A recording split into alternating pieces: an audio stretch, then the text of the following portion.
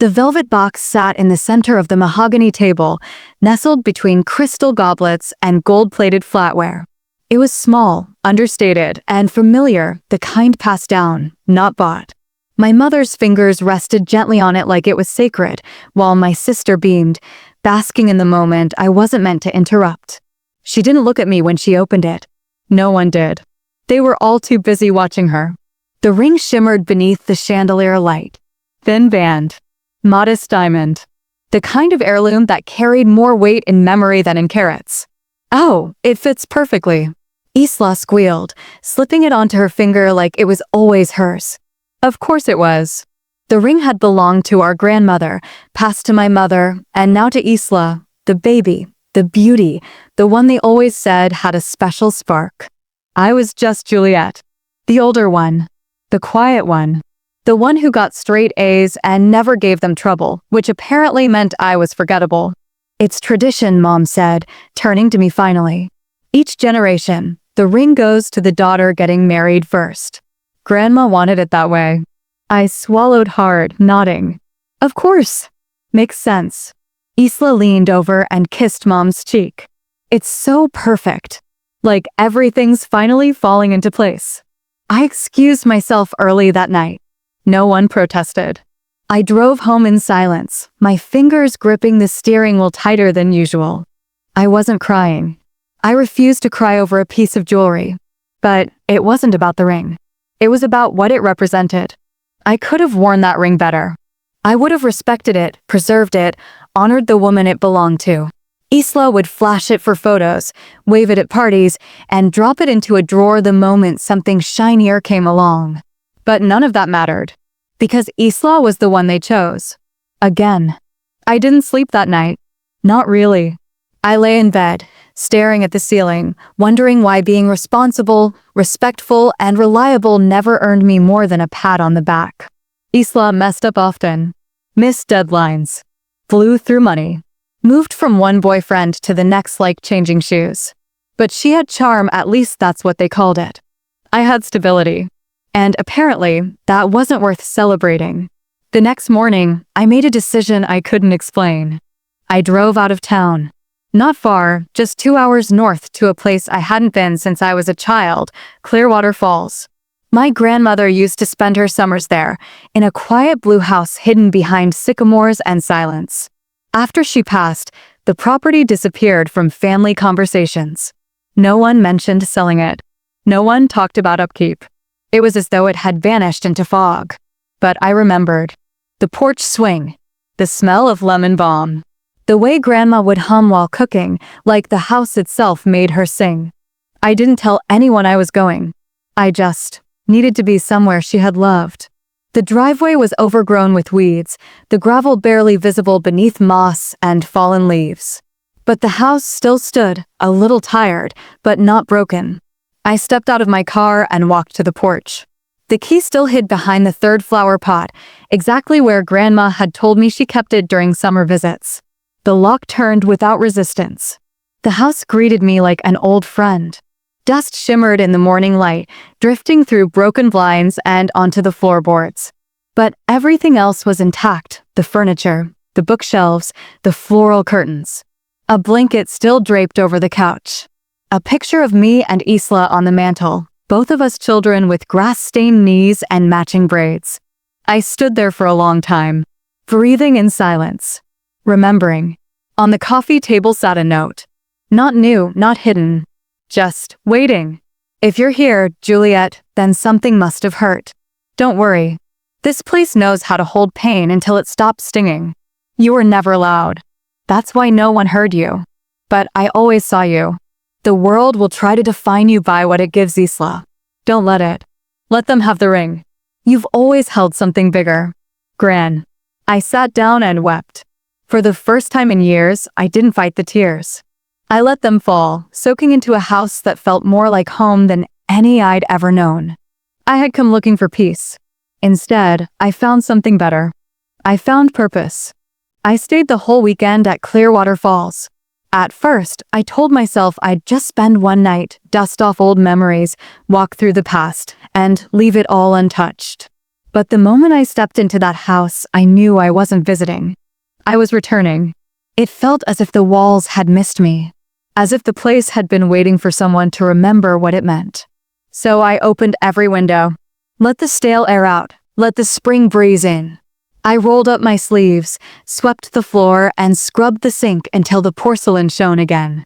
I moved slowly, deliberately, like I was washing away the years they forgot this place existed. And maybe in a way, I was washing away the years they forgot me too. Late Saturday afternoon, I climbed into the attic. I remembered there used to be a cedar chest in the corner where Grandma kept old quilts and photo albums. I hadn't seen it since I was 12.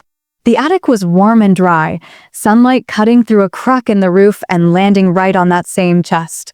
The moment I opened it, the smell of lavender and cedar hit me. I dug carefully through the contents, faded photographs, knitting needles, handwritten letters. But at the very bottom, wrapped in a velvet cloth, was a small metal key tied with a ribbon. Attached to it was a tag, yellowed with time, scrawled in my grandmother's blocky handwriting. For Juliet. When she's ready. My throat tightened. The key didn't look like it belonged to anything in the house. It was older, ornate. Possibly for a storage unit? A shed? I slipped it into my pocket, not entirely sure what door it was meant to open, but certain it would matter. Sunday morning, I sat on the porch, legs tucked beneath me, drinking coffee from a chipped mug that still smelled faintly of peppermint tea. I watched the wind comb through the tall grass, listened to the birds argue in the sycamore branches.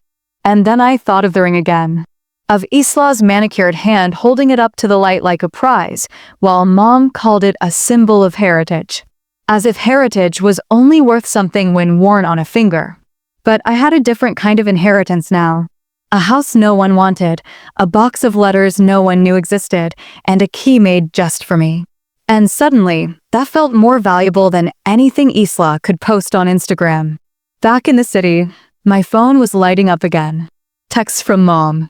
Can you pick up Nana's shawl from the dry cleaners for the wedding? From Isla. You're still doing that reading at the ceremony, right? Keep it short and sweet. Nothing too heavy, LOL. And from Dad. Your mother wants to know what you're wearing for the wedding. None of them asked where I'd been. No one noticed I'd vanished for 2 days. But that wasn't new. They were used to Juliet showing up on time, quietly doing what was asked, never causing a scene. But the Juliet who returned from Clearwater Falls? She was starting to imagine what a scene might look like.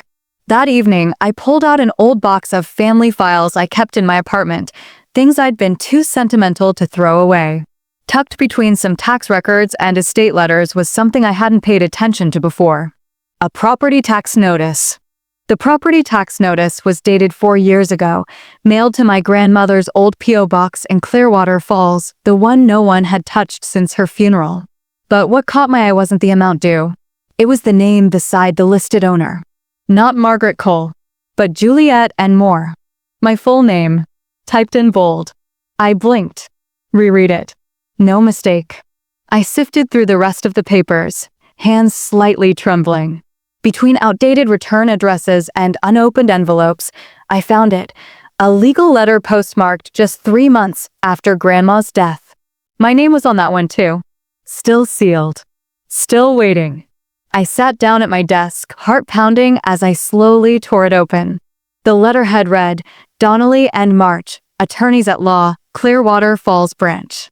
Then, Dear Ms. Moore, in accordance with the private directives of the late Margaret Cole, you have been named the sole beneficiary of her personal estate in Clearwater Falls, including the house, adjacent property, and all contents within.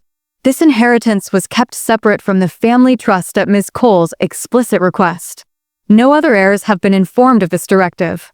Please contact our office to confirm acknowledgement and begin formal deed transfer if you have not already done so.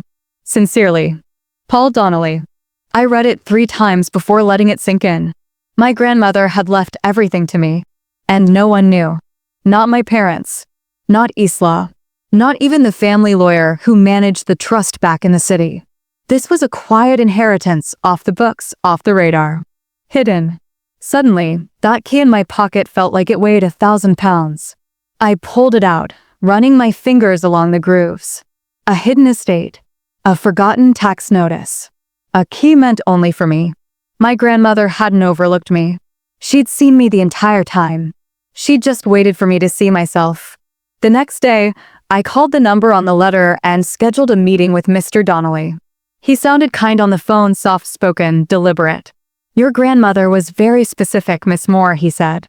"She said you'd come when you were ready. Not a moment before." "How did she know?" I asked quietly. "She said some things are inherited in silence," he replied.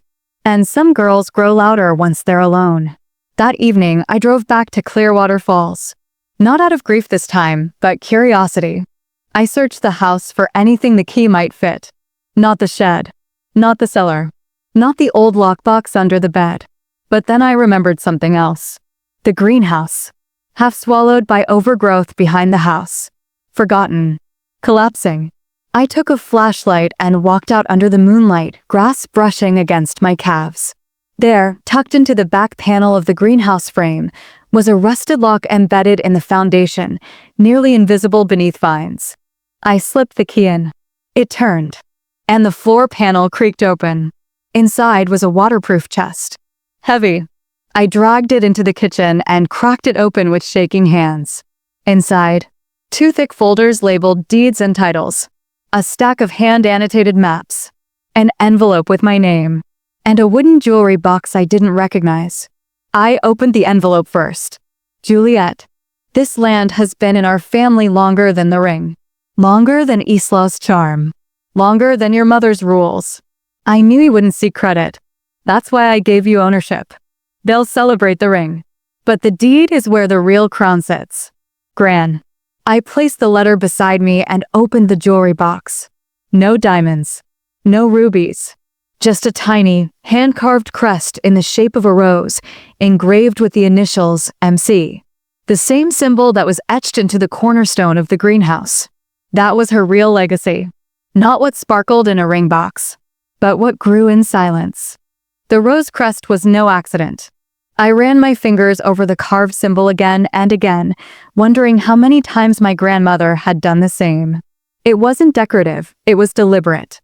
And now I saw it everywhere. In the etching on the greenhouse window frame, on the cast iron door knocker at the front entrance, even stitched into the corner of a faded apron in the kitchen drawer.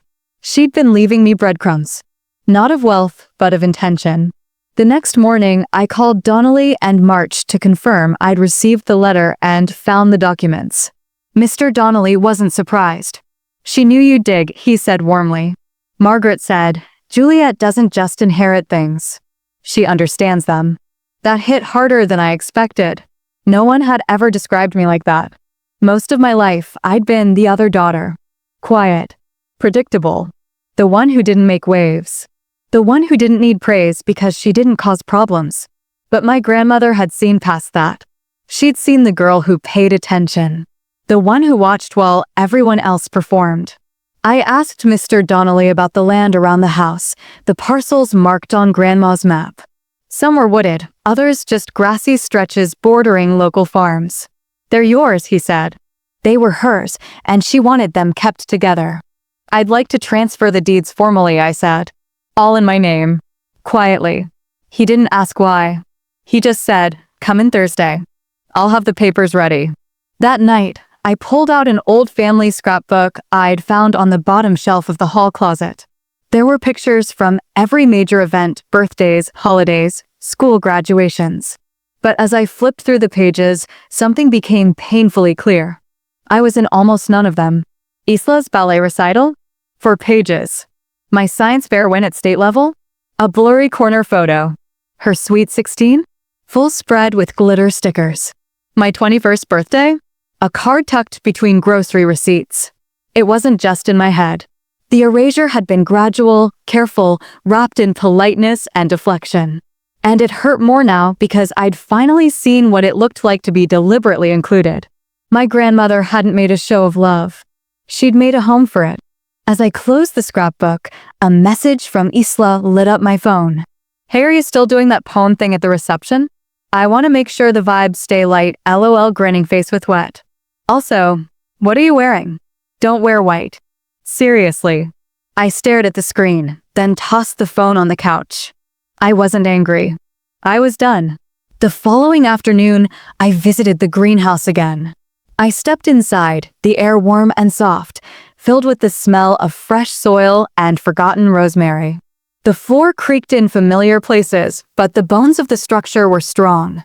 With a little work, it could be beautiful again. Not just as a greenhouse, as something bigger. A retreat.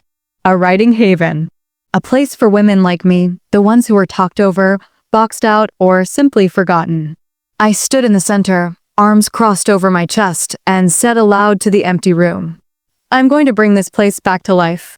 And for the first time in a long while, I believed myself. The family dinner was held 2 Saturdays before Isla's wedding. A pre-rehearsal dinner, Mom called it, her excuse to break out the vintage silverware and pretend we were one of those elegant families who never argued. Isla arrived late, trailing perfume and entitlement. Her fiancé, Andrew, followed like a loyal golden retriever. I was already seated at the long oak table, sipping wine I'd brought myself. "Juliet." Mom's voice was bright, strained. "We were just talking about the centerpieces. Isla wants to do white lilies, but I think roses are more classic." Isla rolled her eyes. "Lilies are elegant. Roses are boring." "Gran grew roses," I said without thinking. Isla barely looked at me. "Yeah, and she lived in a forest with no Wi-Fi. Let's not resurrect her decorating tips." The room fell quiet. Dad cleared his throat. "So, Juliet, you've been quiet lately. Everything okay?" I took a sip. "I've been at Clearwater Falls." His brow twitched. "That old place." Mom blinked. "Why?" "I inherited it." I let the words hang, soft and sharp. "I thought Gran's things were all handled through the trust," Mom said quickly, a little too defensively. "They were. This was separate. She left the house and land to me privately. I found the letter a few weeks ago." Isla finally looked up. "Wait, like, you own it? The whole creepy place?" I nodded. "Every acre." Mom laughed nervously. "That must be a mistake. I mean, why would she give that to you and not include it in the family discussions?"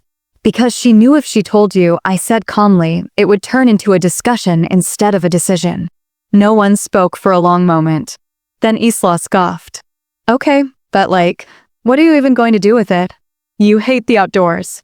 "I'm restoring it," I said. "Starting with the greenhouse." Her smile faltered. "The what?" "The greenhouse. It was hers before it was abandoned. And now it's mine." The rest of dinner felt like being observed under a microscope. Every comment was a veiled test. Every glance from Isla carried more curiosity than judgment, which, coming from her, was unnerving. Even Andrew gave me a nod of respect when I passed the potatoes. Maybe it was the tone in my voice. Maybe it was because, for once, I wasn't explaining myself. I was stating facts. Later that night, Isla cornered me in the hallway near the coat closet. "Hey," she said, tone too sweet. "So, can I ask you something?" I waited. "That house. Is it, like, valuable?" "Define valuable." "Like, are you planning to sell it? Or keep it?" She smiled. "I mean, it would be so cute as a wedding venue." I blinked. "You want to get married at Clearwater Falls?" She shrugged. "I mean, the greenhouse idea sounds kind of Instagrammable.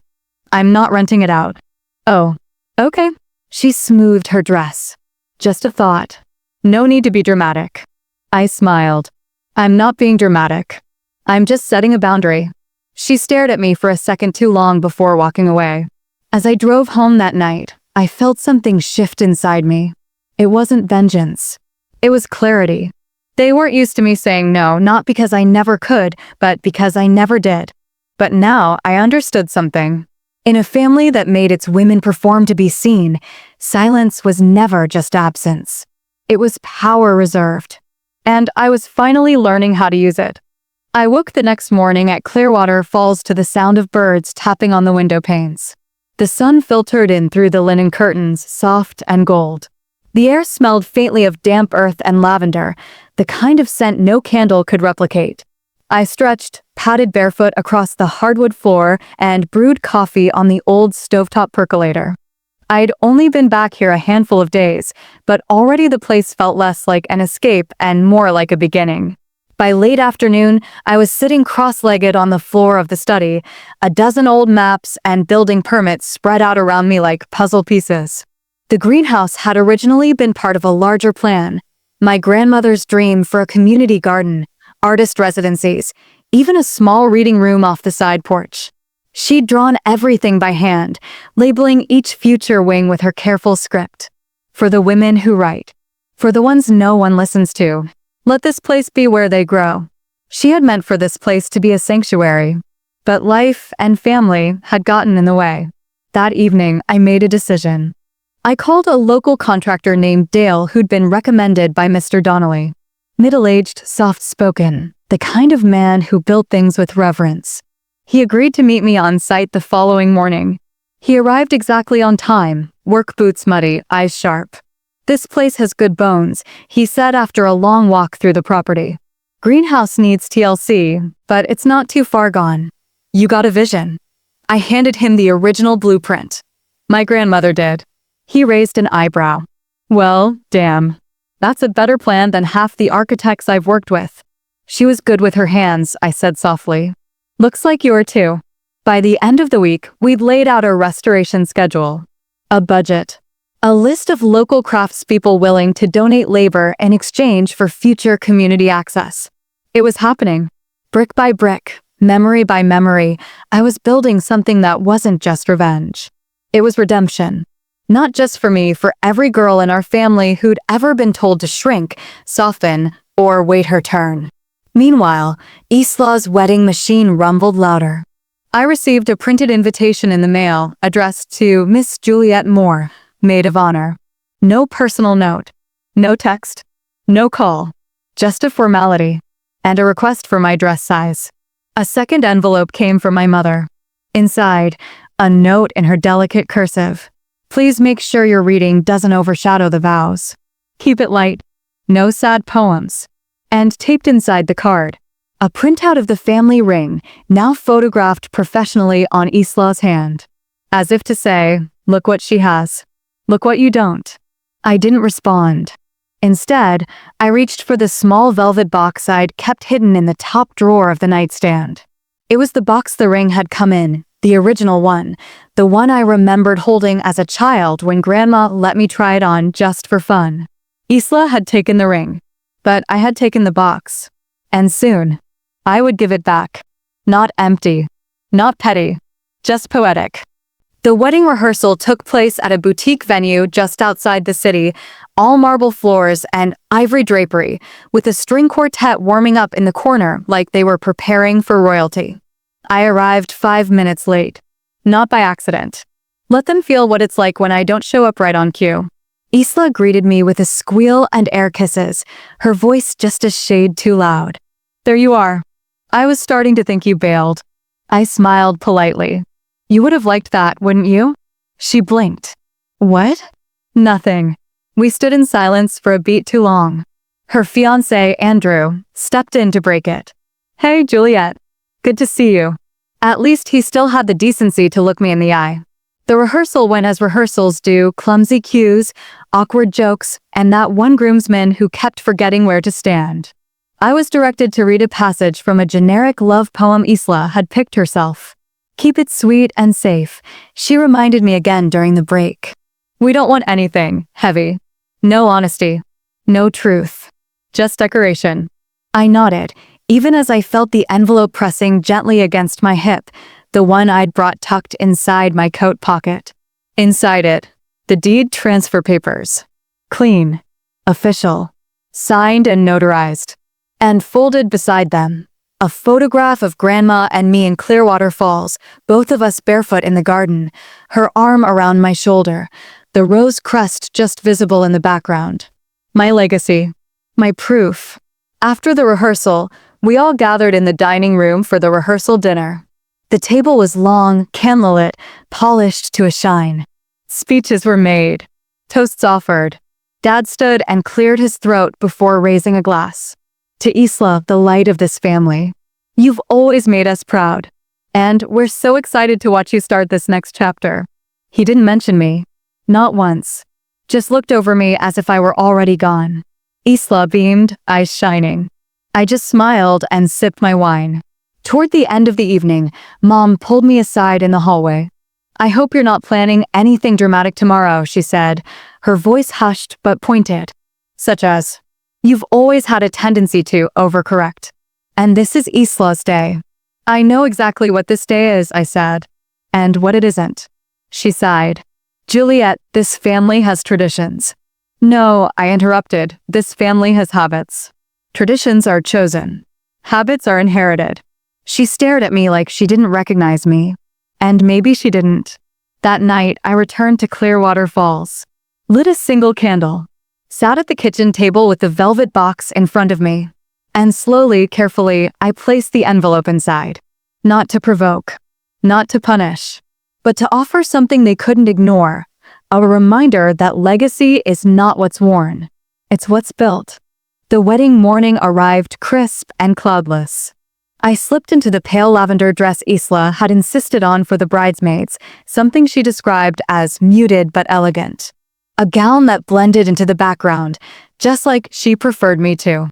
But beneath the gauzy fabric, I was steel. In my clutch, the velvet box. Inside it, the envelope with the deed, the photo, and one final handwritten note from me. Only 12 words. "You were given the ring." I was given what she really treasured. The venue buzzed with photographers and florists. Isla glided through the crowd like a swan, trailed by makeup artists and anxious wedding planners. She was stunning. She always had been. But this time, it felt like she was trying too hard, like the sparkle in her eyes was made of glass, not light. I watched from the edges, unbothered. I'd already done what I came to do. I gave the box to one of the bridal assistants with clear instructions. "Make sure the bride receives this when she's alone before the ceremony. Don't open it. It's personal."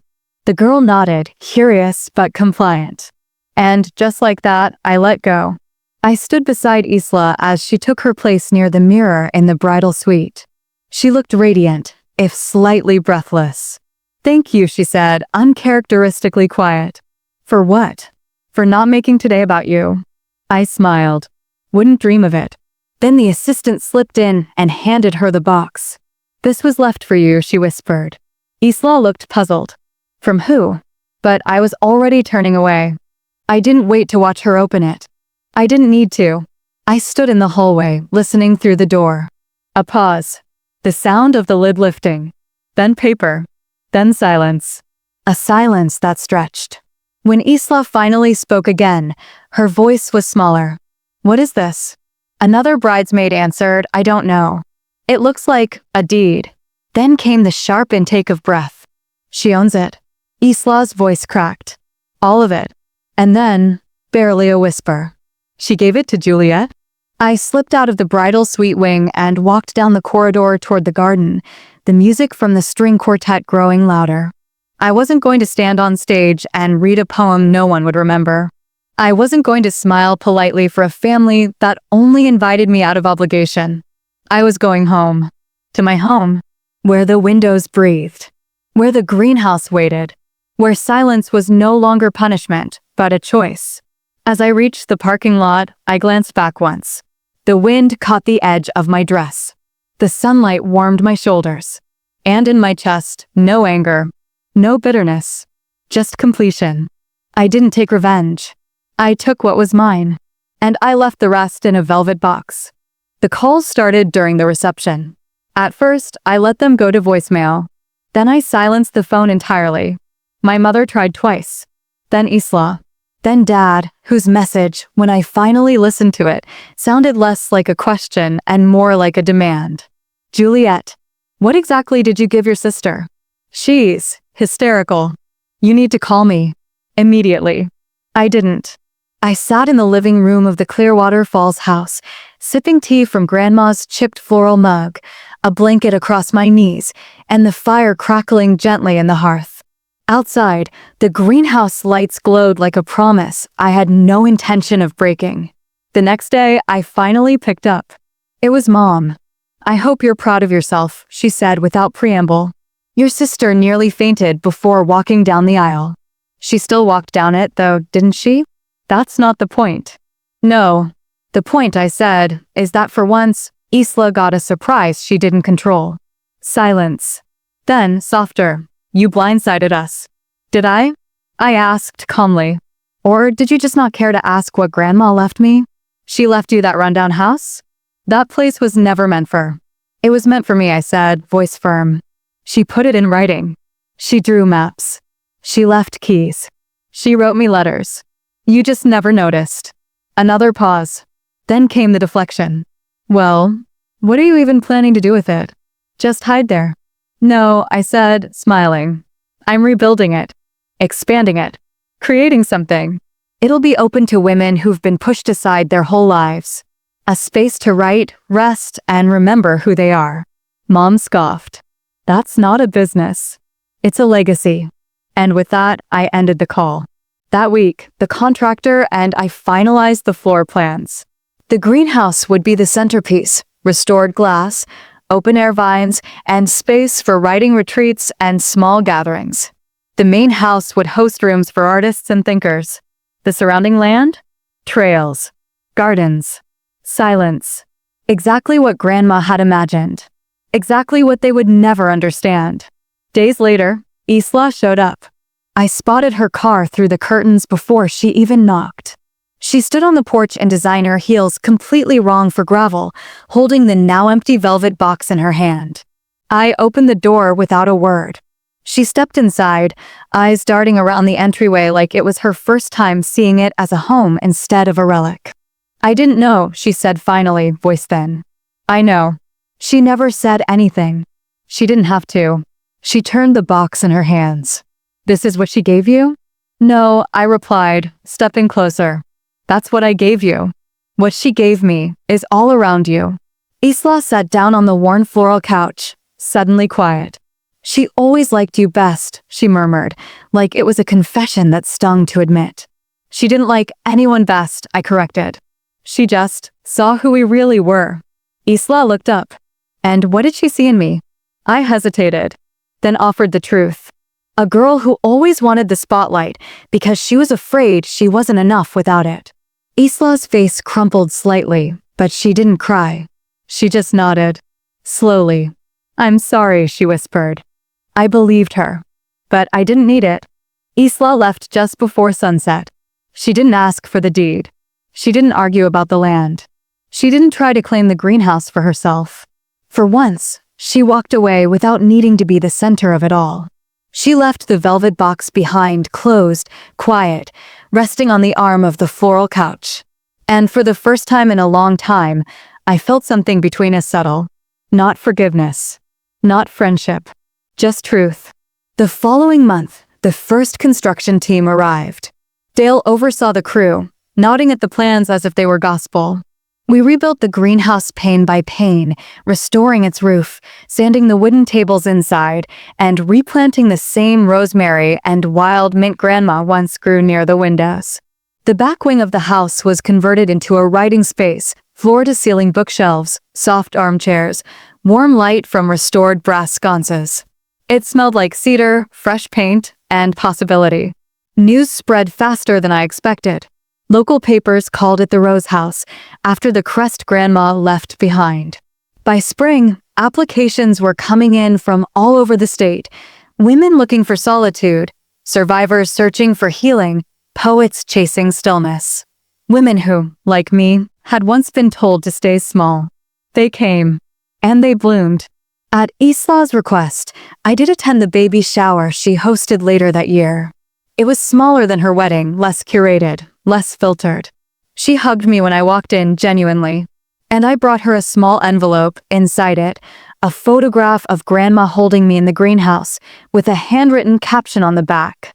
Not everything that glitters is gold. Some things root and grow. Isla read it and looked up misty-eyed. We didn't say much. But then again, we didn't need to. One evening that fall, I sat on the porch of Clearwater Falls with a mug of chamomile in hand, watching the last of the day's light disappear behind the trees. Inside, I could hear the murmur of two resident writers discussing the rhythm of a line. Out in the greenhouse, the rosemary bushes had begun to bloom again. And in my lap sat a notebook, open to the last page. I wrote, "They gave her the ring. but she gave me the roots. And with them, I built something that can't be worn, only lived in. That, to me, is the real crown. I closed the book, smiled, and breathed. I found it tucked in the drawer of Grandma's old roll-top desk, wedged between dried flower petals and a yellowed recipe card for lemon bread. A letter, never sealed, never sent, addressed to me, in her perfect cursive. My Juliet, you always listened more than you spoke. That's why I saved the loudest love for you. I knew the world wouldn't reward your quiet. It rarely does. But I hoped, selfishly, that silence would teach you something stronger than applause ever could. They will give your sister the ring. They will give others the toasts, the spotlight, the applause. But you will receive what they could never handle, the weight of legacy. Not the glittering kind. The kind with dirt under its nails and wildness in its roots. You'll know what to do when the time comes. And when it hurts, because it will, remember, even roses bloom from thorns. Love, Gran. I sat there, breath caught in my throat. I had already done what she'd hoped. Without needing this letter. Without needing the final push. But now it felt complete. Like I had unlocked the last door. Later that day, I made copies of the letter. One for the house archive. One for myself. And one sealed in a new envelope, to be placed back inside the velvet box. It would remain on display in the entryway of the Rose House, sitting beside the restored family crest under a small plaque that read, "Not all legacies are worn. Some are grown." Visitors would read it. Some would cry. Others would understand in silence. That weekend, Isla visited again. This time, with a baby carrier slung over her arm and a softness in her expression I'd never seen before. She walked the garden paths with me, slower now, quieter. As we passed the rose bush blooming near the greenhouse, she asked, "Do you ever wish she'd just told you directly?" I shook my head. She did. Just not in words. She looked around. "This place is incredible, Jules. She would have loved it. She would have been proud of you." I smiled. She already was. That night, I sat under the porch light and reread Grandma's letter one last time before placing the original in the safe. I thought about how many girls never hear what they need, not because they aren't loved, but because that love is spoken in a language no one ever bothered to teach them. But now I was fluent. And I would make sure others would learn it too. In stories. In soil. In quiet strength. The first snowfall came quietly. It dusted the roof of the greenhouse like powdered sugar, clung to the bare branches of the oaks, and softened the outline of the house I had once considered haunted. Now it felt sacred, like a secret held in open hands. Inside the Rose House, the fireplace crackled as a small group of women gathered in the sunroom, sipping tea and reading aloud. Some were writers. Others, not yet. One woman, a school counselor from Detroit, had confessed earlier that she hadn't written anything in years because no one listened when I spoke anyway. But here, they listened. That was the rule. No applause. No critique. Just presence. After dinner, I slipped away and walked down the back path to the garden where Grandma used to grow lavender along the fence. The earth was hard now, frozen beneath my boots. But I knelt anyway, brushing away the snow to reveal the rose crest etched into the stone. I ran my fingers over it and whispered, it worked. Because it had. Not just the retreat. Not just the renovation. All of it. The silence. The transformation. The choice to walk away, not in bitterness, but in dignity. As I stood to leave, I spotted something new near the trellis, a small wooden box I didn't recognize. It hadn't been there earlier. I knelt again, dusted off the lid, and opened it slowly. Inside was a single pressed rose, dry and delicate. Beneath it, a folded note. I recognized the handwriting. Isla, Juliet, you gave me the box. I'm giving it back. You were never missing from the family. We were just too loud to notice you standing in plain sight. This place is beautiful. And so are you. Thank you for choosing something bigger than revenge. Isla. I closed the box gently and held it to my chest, the winter wind catching at my coat. It wasn't absolution. It wasn't an apology wrapped in guilt. It was acknowledgement. That was more than I ever expected. And enough. In the weeks that followed, applications to the Rose House doubled. A filmmaker from New Mexico. A grandmother from Vermont. A high school senior from Kansas who wanted to finish a story she'd hidden from her parents. Each came with their own silences, their own erasures. And each left carrying something new. Voice. The velvet ring box still sits in the foyer. Not locked away. Not hidden. It rests open, with the family deed inside, beneath a printed quote from Grandma's journal. The loudest girl doesn't always win the crown. Sometimes, the quiet one builds the kingdom. And, just beside it, a small card that reads, "Donated by Juliet Moore. Founder. Caretaker. Granddaughter. That's what I became. Not the girl in the background. Not the forgotten name in the family album. But the one who turned silence into soil. And made something grow.